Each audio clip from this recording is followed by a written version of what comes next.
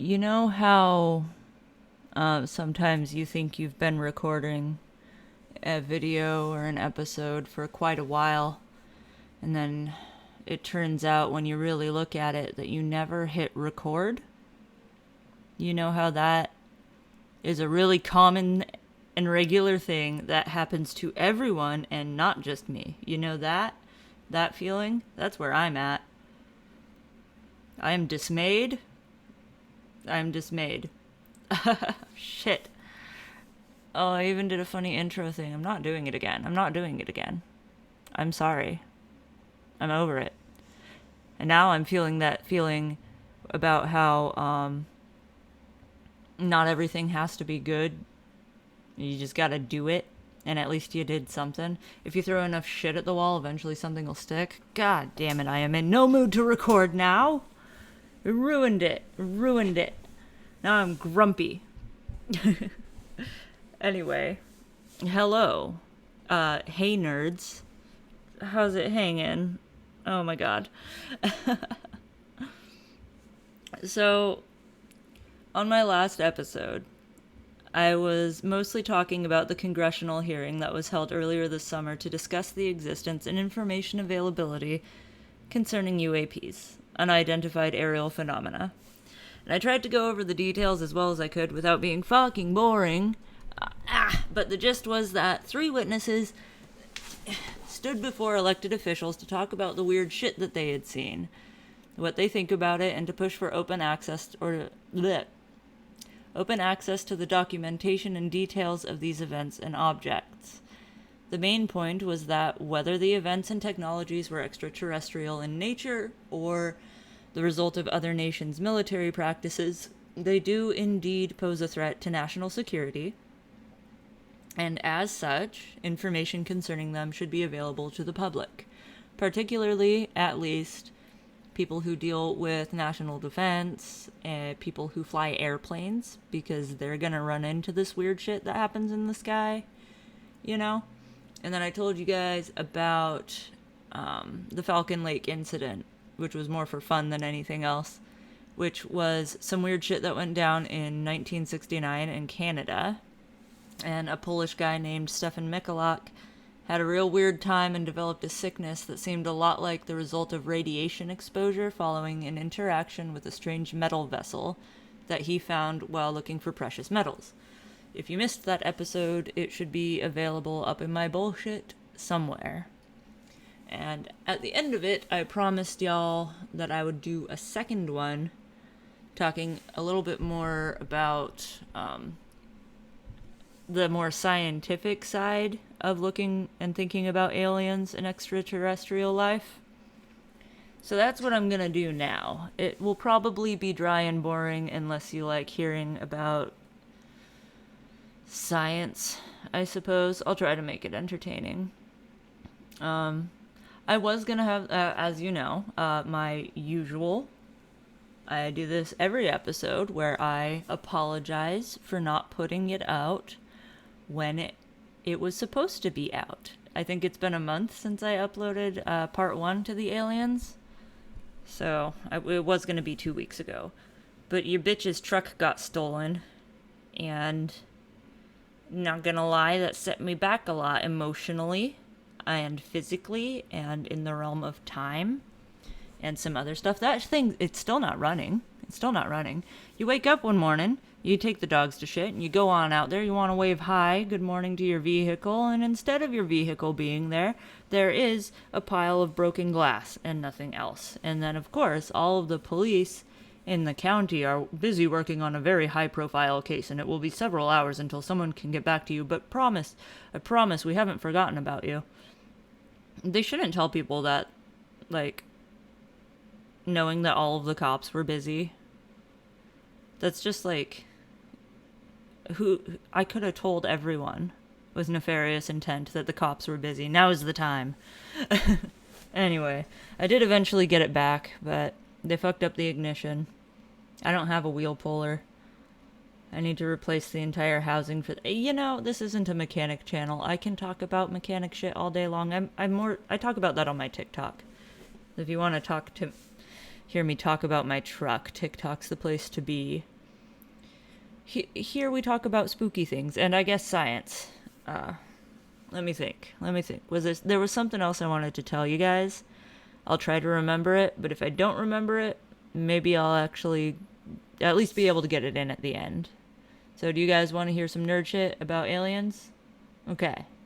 Whether you do or don't, I'm going to say it, and maybe it'll be entertaining. We'll find out. I feel like my camera is being poopstrust. Does it look alright? I hope it looks alright. I got a new monitor. Usually I pull up a Word document and the white light from the Word document is enough to illuminate my face for my videos. But my new monitor doesn't do that, so I'm going camping. I have a lantern so you can see me. So maybe that's part of why I feel like it looks funny. Okay, so let's get into this fucking bullshit. Let's get it over with. Get on with it. Get the load out. I don't know what I'm talking about. So this time I'm gonna be a lot more nerdy. The discussion of extraterrestrial life is an opportunity for me to flex my type of nerd shit that I don't usually get to pull out for people. Ha, pull out, gross. In case you didn't know, and I bet you didn't because I don't think any more than a couple of people know at all, I received a certification from Harvard University a few years ago for straight nailing a course in astrobiology that they were offering. And while studying biology at university more recently, I focused on the subfield of astrobiology for my final presentation.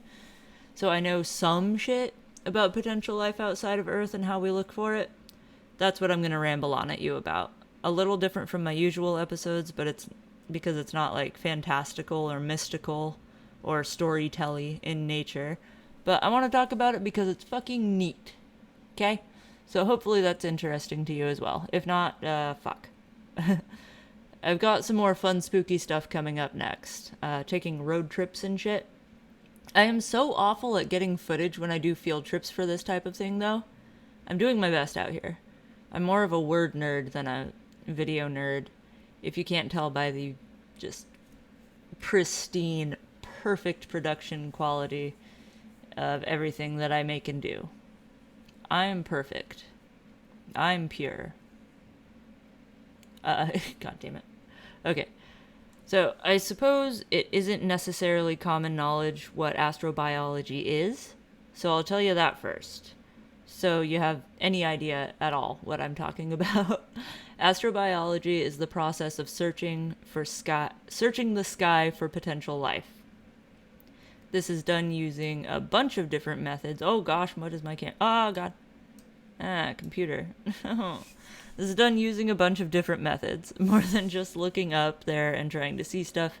There's also the study of different life forms here on Earth, a bunch of chemistry to observe and keep up to date about, molecules and shit, and how they interact with each other under different conditions and in different ratios, and god damn it, a lot of math.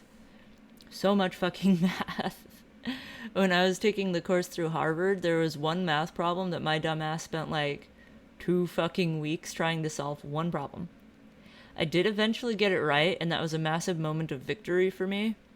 But it's hilarious how excited I was about it. Like, for real. One equation. Took me 2 weeks to solve.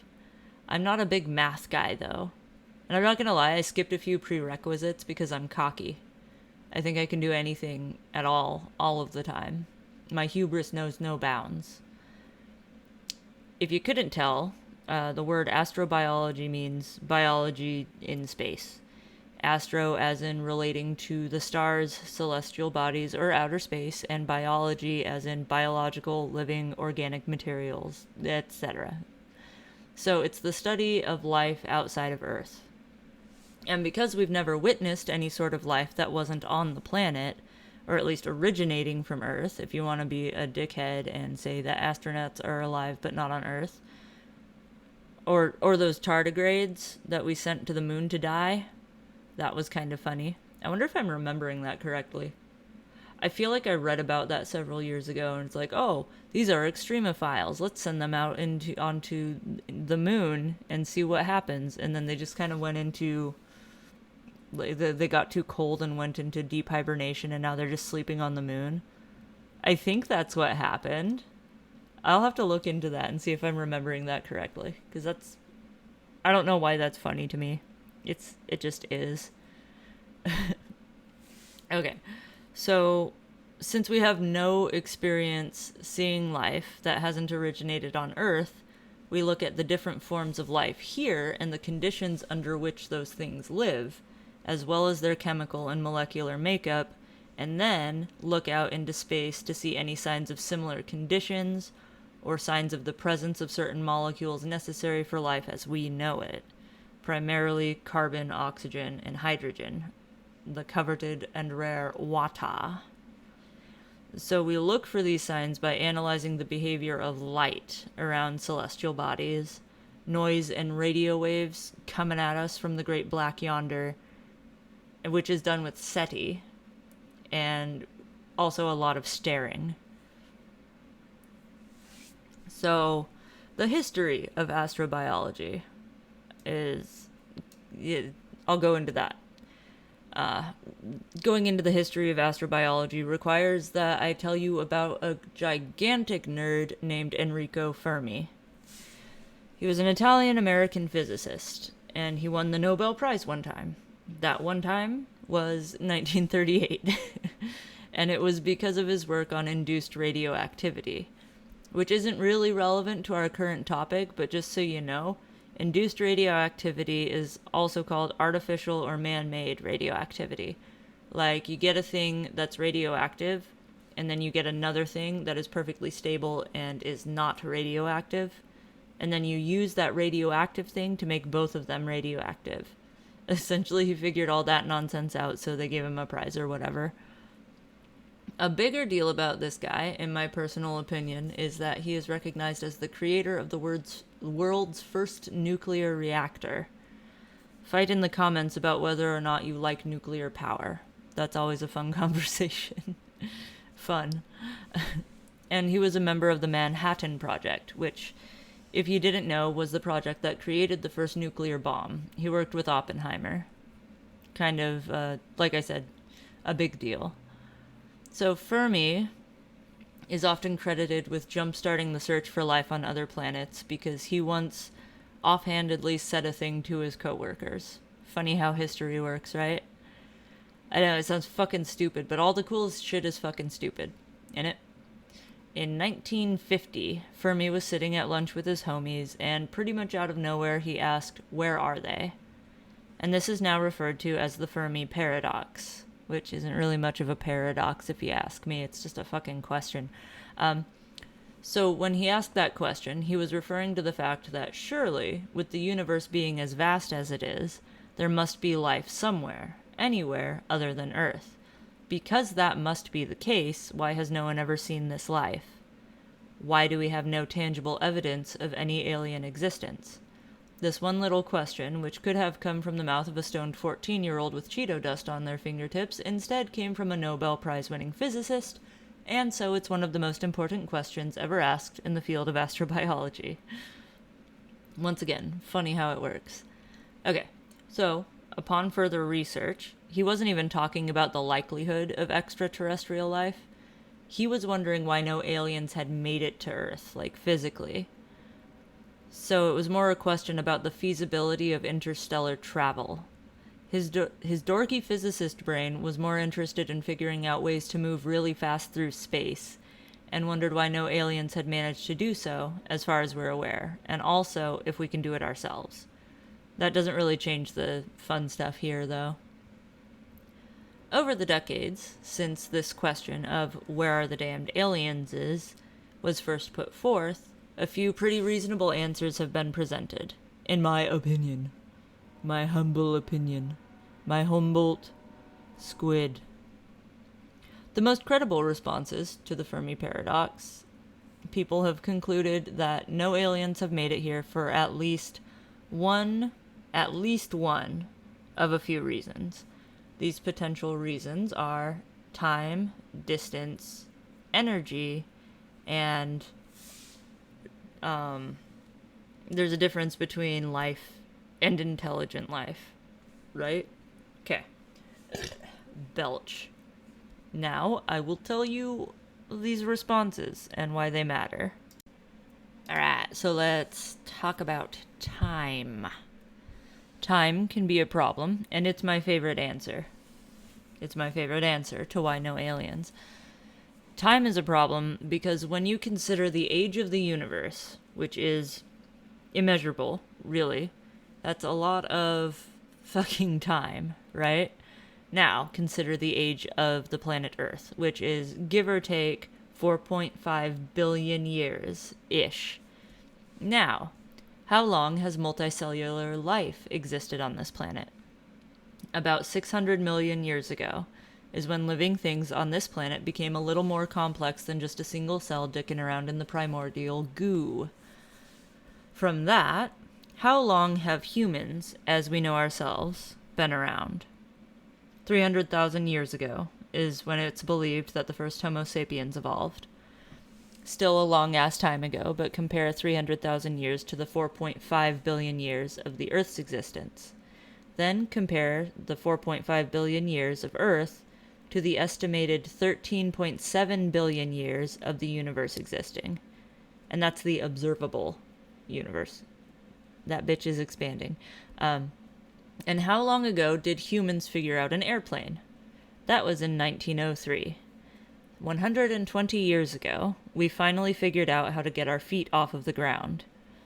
So, when considering the way time is a barrier to our ability to interact with any other alien species, we must remind ourselves that the likelihood of another civilization existing in its advanced stages where it is capable of space travel at all, at the exact same time, tiny little bit of time that we happen to exist right now, the chances are just almost non-existent.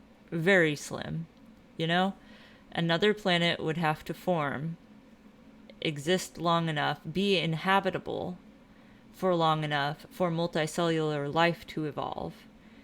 And that would have to exist without being destroyed long enough for it to become a civilization. And that civilization would have to exist long enough for them to figure out space travel. And with the age of the universe, and how long we know we've existed, and what little period of time we've existed with even just the ability to, comprehend what's going on in space, let alone fly inside of our own atmosphere, what are the chances that another civilization is at this exact same point or more advanced during this tiny blip of time that we are here, right? It makes it seem impossible when you think about it. There could be or could have been countless advanced civilizations capable of interstellar travel in the universe, but is it reasonable to expect that they exist and are at that level of advancement during the same time that we're here? This is the one that I for real cannot argue with, based on our current understanding of physics and time. I think one of the dogs farted. Hang on. Who farted? Collie's tail started wagging. Stinky. Sorry. Trying to record in a room with two pit bulls is... At least they're sleeping. For the most part. Okay. The second barrier here is distance. This one's a little bit simpler to explain, I think, or at least to visualize. Not great, because humans are really bad at perceiving distance in the first place. You should have seen me trying to call out distances when we were docking the tall ship I worked on. I don't know what 20 feet looks like. Anyway, distance. You know how fucking big the universe is? It's really goddamn big. The total spatial size of it is completely unknown and pretty much unknowable, but the observable universe is approximately about 93 billion light years in diameter. It would take 93 billion years for some light, pretty much the fastest known thing in the universe, to make it across just the part of the universe we can see. It's so damned big. It's possible that if another advanced civilization does exist at the same time that we do right now, it's just too far away to reach us. If they move at the speed of light and we start coming here, and they start coming here the minute the planet formed 4.5 billion years ago, they still won't get here for over 92 billion years. So there's that. They'd have to move way faster than the speed of light, which we don't understand how that could be. See, all of this, I'm not poo-pooing on it.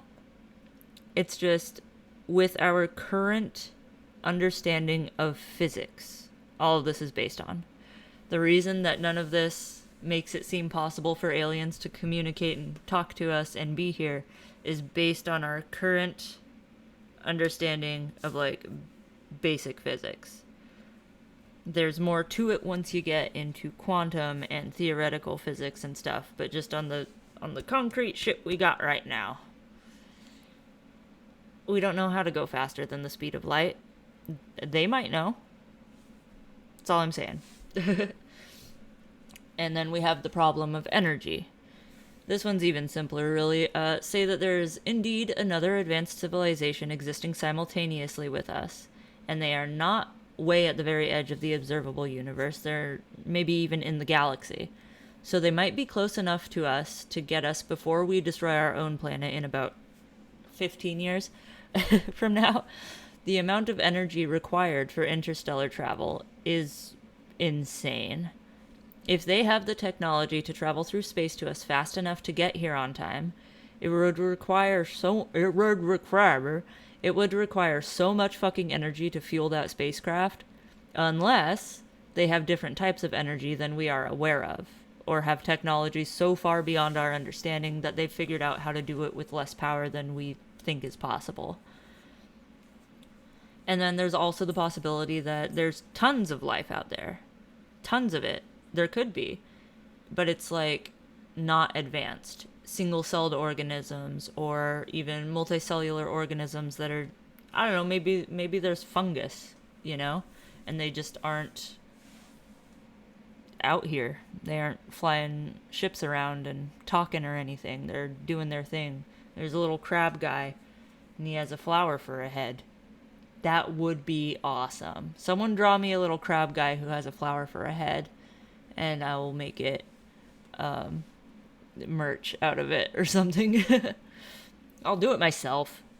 Your dad was right. You're useless. So those are the main answers to what we refer to as the Fermi Paradox. Those are the most rational reasons that we have as to why we have not yet met an extraterrestrial life form at this time, as far as public knowledge is permitted to tell us, as long as we're allowed to know. If you don't drink Rockstar at 9 p.m., then what the fuck are you doing? I have ADHD. Anyway, so NASA's first grant for the purpose of researching exobiology, which is basically astrobiology, exo as in life outside Earth's atmosphere, was allocated in 1959. The NASA... Oh my lord. Quit drinking alcohol so now my mouth doesn't work. The NASA Astrobiology Institute was formed in 1998 to encourage more research after there was a report of biological material found on a Martian asteroid. I guess there was some meteorite found in Antarctica around then that supposedly contained some sort of nanofossil, tiny fossil. And the scientific community was pretty strongly divided on whether or not the meteorite provided any real evidence of life on Mars. They found the meteorite. They figured out that it was from Mars. Anyway, a paper was published in the July 1998 issue of the Journal of Meteoritics and Planetary Science that reported evidence that crystals found in the meteorite were formed by epitaxial processes at temperatures that were likely too high for biological organisms to exist. So, the rock was from somewhere that was too hot for there to be life, is what they figured out. So that kind of put to rest the idea that there was biological material or signs of life in the meteorite. Cast a great deal of doubt on the original claims made by NASA's Johnson Space Center researchers that the Mars rock contained forms consistent with nanofossils. So from what I can tell, based on what I read here, is that the neat little rock probably didn't show signs of biological material at all, but the whole thing was enough to convince some people to fund NASA's research on potential life off of this here planet here.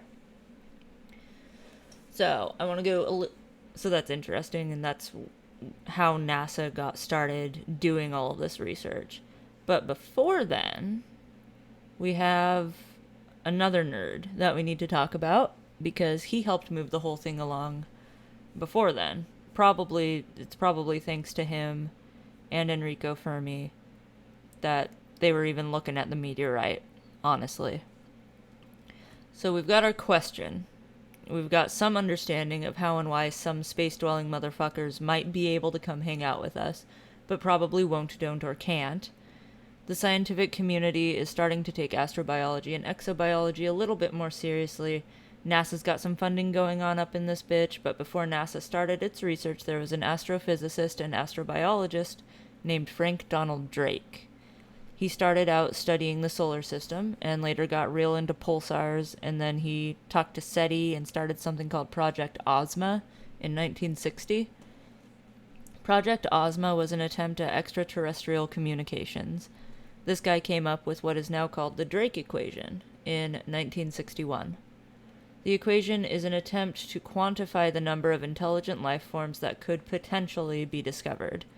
It's really just a way to use probability to make an estimate of how many advanced civilizations may exist within the Milky Way galaxy, which could potentially maybe be contacted in some way. And even more than that, it was mostly just to stimulate conversation on the matter. He came up with some math to show other nerds that it's worth talking about, essentially. I'll see if I can pull up the equation in, like, an image for you. Y'all know how bad I am at that type of thing, though. So the equation is n equals blah, blah, blah. I'm going to go like this and hope that while I'm editing, I can see that this is when I need to pull it up for you. Okay, little crab hands math. Where n equals the number of civilizations in the galaxy with which communication might be possible.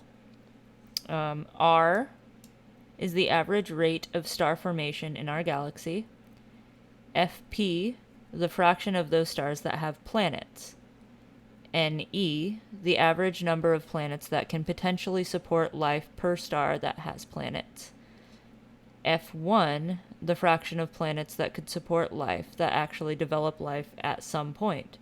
Fi, the fraction of planets with life that actually go on to develop intelligent life. Fc, the fraction of civilizations that develop a technology that releases detectable signs of their existence into space, as in breathing or emitting light or radio waves. And L, the length of time for which such civilizations release detectable signs into space.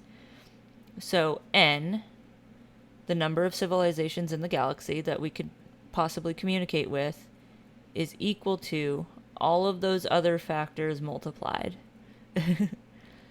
This equation is more of a thought experiment used to direct further investigation. It has since been debated to death and adjusted to account for growing bodies of information, but it pushed the discussion forward, and it provided a mathematical framework for further research.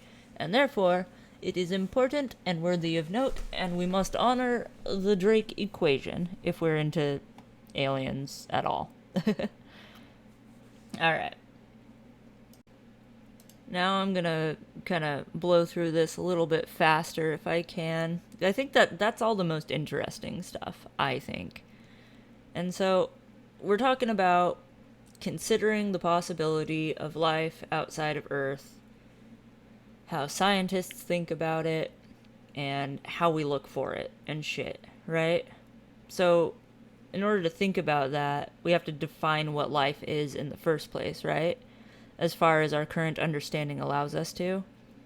And so the definition of life according to scientists, is 1. A discrete enclosed body separate from its environment. Like how you can put your hand on the table and see that there is a clear point where you end and the table begins. You're encased in a separate membrane. 2. Highly organized molecular structures, more complex than its environment. There's more shit going on in my leg than there is in this chair, right? For something to be alive, it must consume energy to maintain its highly organized structure. Calories, bitch. And it needs to be able to reproduce without outside intervention. So, when we look into space, astrobiologists, they're looking for any signs that there's something on a planet that can do those things, right? Pretty basic. What makes up known life forms? To find life elsewhere, we have to know what makes up the life that we do know about, which is 6 basic building blocks: carbon, hydrogen, oxygen, nitrogen, phosphorus, and sulfur. Carbon is the most likely backbone for life because it forms chemical bonds with up to 4 atoms at a time, which allows many different molecular possibilities. Carbon also shares its electrons with other atoms pretty much equally, and it can react to other compounds easily. It also has a modest degree of electronegativity, so it's great at exchanging energy, and it's well suited to interact with water. All of that is why we think if we find Earth anywhere, it's going to be carbon-based like we are. Just from a chemical standpoint, it makes the most sense to be able to make the bonds necessary to create an organic structure. You know what I mean? There are other possible forms of life, though, outside of carbon-based. There's silicone-based. There's a huge likelihood that life outside of Earth could be silicone-based instead of carbon-based, which could work in an environment that is either extremely cold or extremely hot.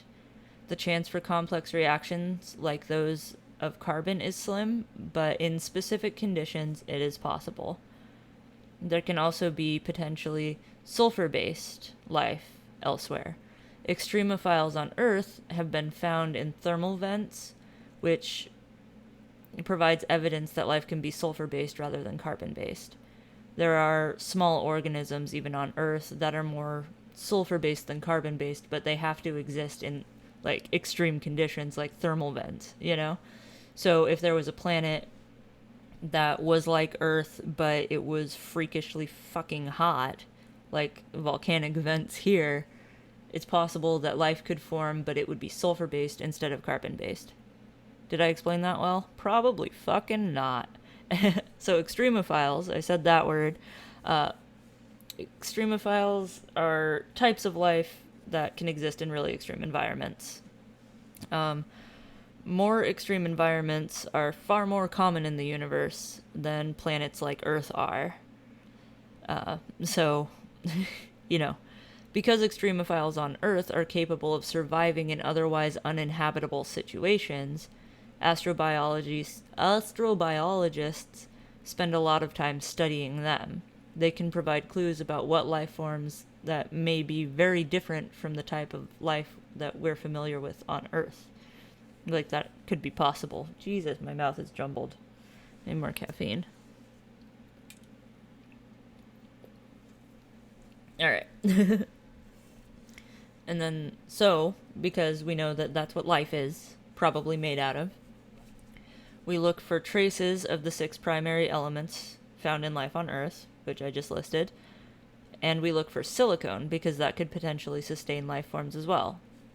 And we look for atmospheres similar to the one on Earth, which is composed of nitrogen, oxygen, argon, and carbon dioxide. We mostly look for any signs of liquid, water, like I said, because liquids don't constrain the movement of reactants needed for chemical reactions necessary for life. Water promotes hydrogen promotes chemical interactions, dissolves substances so that individual molecules can move about freely and come in contact in order to react with each other.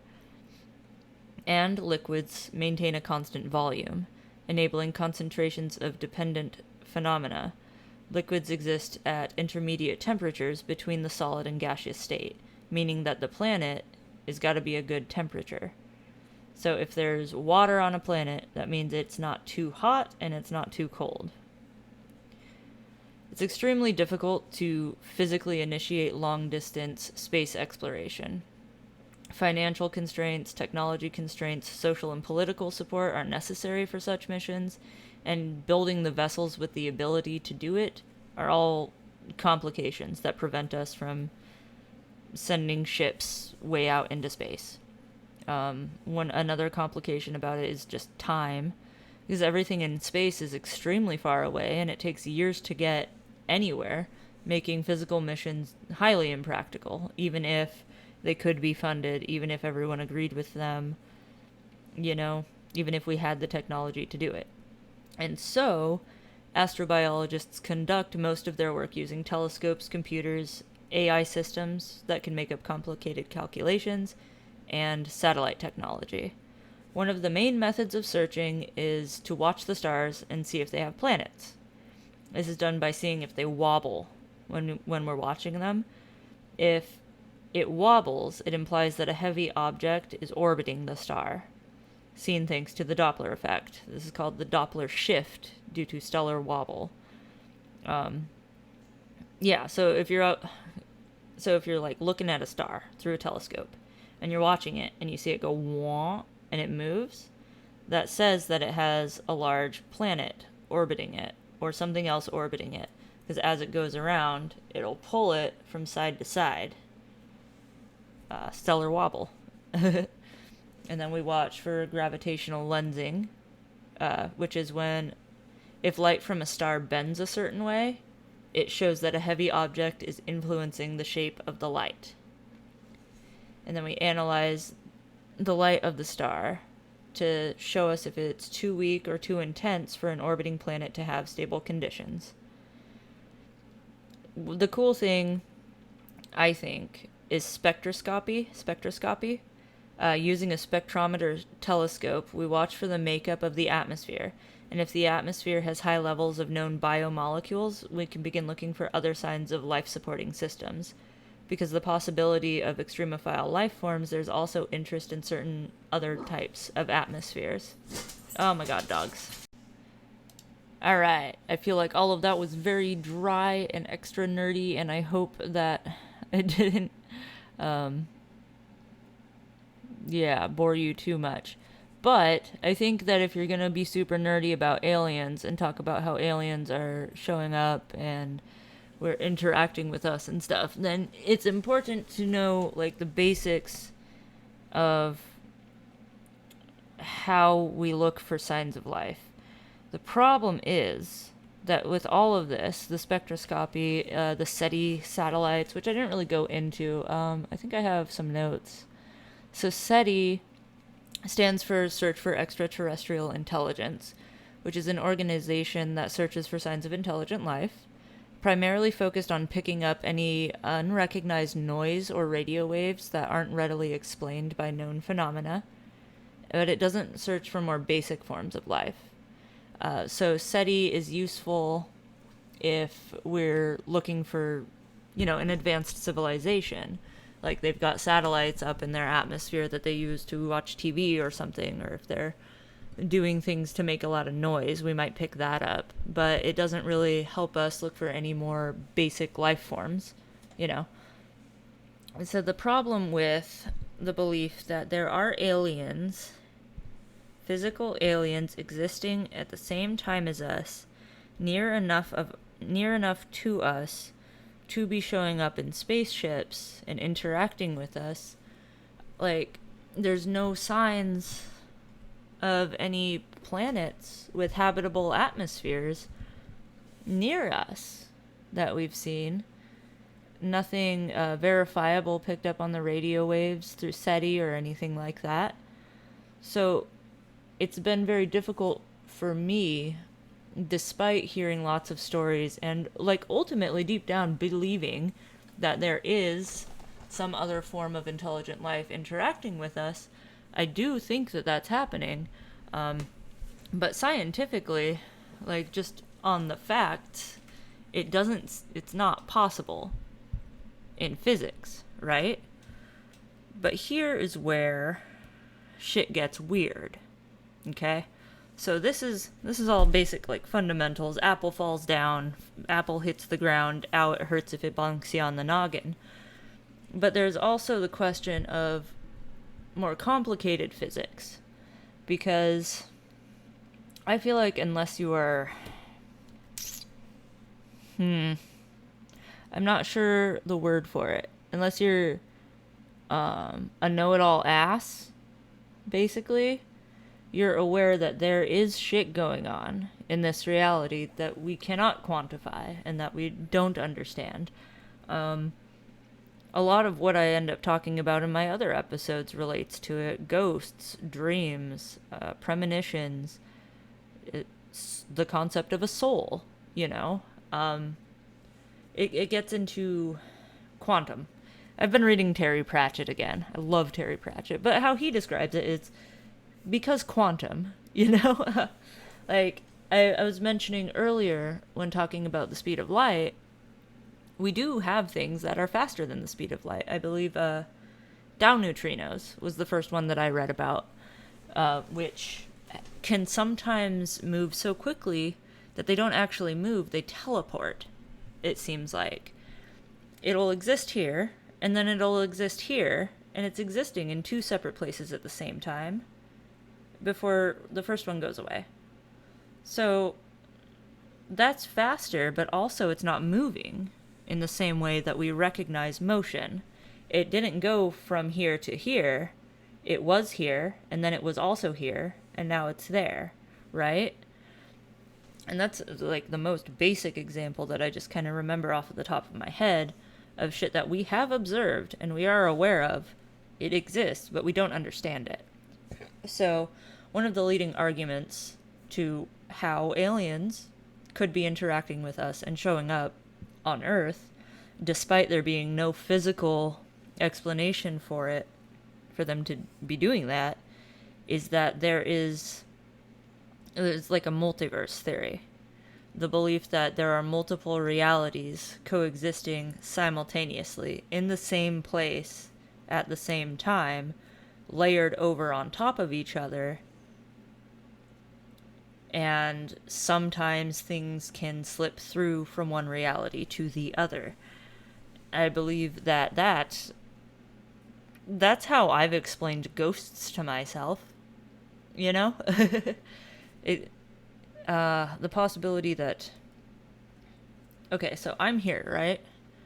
That's in this reality. There could be another dimension existing, laying over the top of us, where I'm sitting in the stomach of a weird alligator man who's wearing a frilly hat.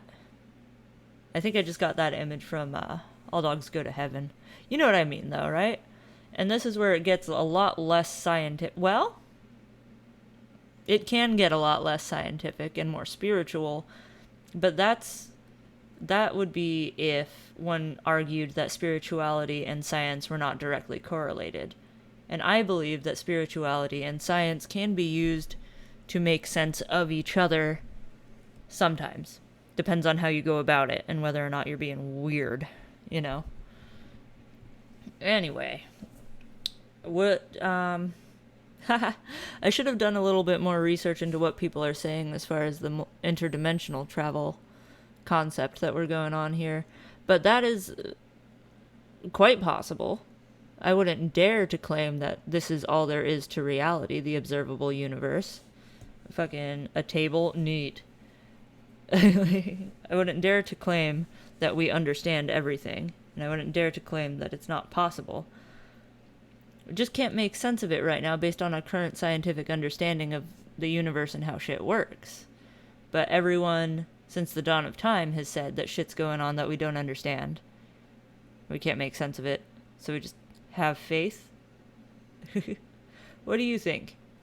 I think that if this is a thing, and there is proof of the existence of extraterrestrial or non-human biological, or non-Earth formed, as we know it, biologies existing, then the only explanation for it, other than some completely inconceivable advanced technology, is this dimensional theory, which, unfortunately, would make sense of ghosts and prophetic dreams and all that other shit that I've been so confused about and started this channel to discuss. Yeah? Alright, so let me know what you think of that in the comments or on Patreon if you want to talk. If you follow my TikTok and want to talk on there too, I would love to bring some of this type of sciencey, nerdy, spooky shit over to my TikTok too. My TikTok's just a shit show. I just post whatever I'm thinking about at any given time. That's it. I'm surprised people even follow me on there. But yeah, so there's that, and I don't want to spoil it, but like I said, I did a field trip for what will hopefully be my next episode, unless I get struck with sudden inspiration. And I'm going to do another field trip this weekend to something. I'm in Washington State, and it turns out with just a little bit of research, you can find a lot of really cool haunted shit in Western Washington. So if you got some gas money, you can go to those haunted places and look at it. Like I said, I'm really bad at taking video when I'm physically at places. I am awful with my phone, and I always bring my dog, and he's all excited, and I'm like stomping around with my phone in one hand and yelling, Corn, quit pulling me, you're being a dick. So I'm gonna do my best with actual footage from the places, but I've got some shit in the works. I'm pretty upset with myself that I wore this cool red spider top, and I'm not talking about a spider monster. So that's just something that I'm going to have to live with for the rest of my life. One of my great failings, as it were. Anyway, that's about all I got, sadly, for tonight. I don't feel like I've been talking for very long. Thank you to my patrons. I have links in some places. I will post some of my sources, if the internet will allow, in my comments or the description. And I love you.